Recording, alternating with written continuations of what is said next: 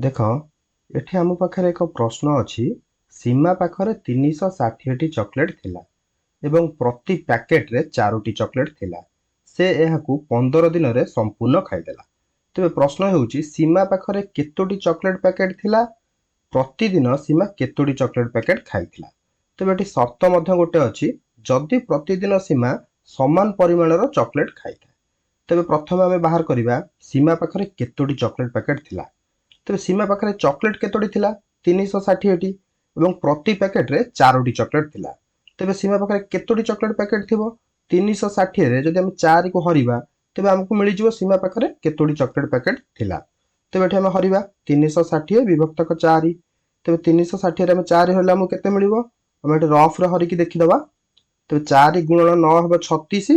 36 रु 36 वियोग कले हमकु 0 मिलिबो एवं डाहाण पट 0 टा तळुक आसीबो। तेबे 4 गुणन 0 हबो 0। तेबे हमकु मिलिला 90। तेबे 360 विभक्तक 4 हेउची 90, अर्थात सीमा पाखरे 90 टी चॉकलेट पैकेट थिला। एहा परे पचरा जायछि प्रतिदिन सीमा केतोटी चॉकलेट पैकेट खाइथिला। जदि प्रतिदिन सीमा समान परिमाणर चॉकलेट खाइଥାଏ तेबे सीमा पाखरे 90 टी चॉकलेट पैकेट थिला एवं से एहाकू 15 दिन रे संपूर्ण खाइथिला। तेबे प्रतिदिन सीमा केतोटी चॉकलेट पैकेट खाइथिला? तेबे 90 रे जदि आमे 15 को हरिबा तेबे हमकु मिली जिवो सीमा प्रतिदिन केतोटी चॉकलेट पैकेट खाइथिला। तेबे एठी हम हरिबा 90 विभक्तक 15।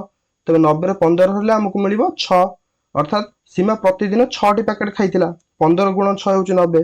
तेबे एठी हम लिखि परिबा सीमा पाखरे 90 टी चॉकलेट पैकेट थिला एवं प्रतिदिन सीमा 6 टी चॉकलेट पैकेट खाइथिला। ठीक अछि।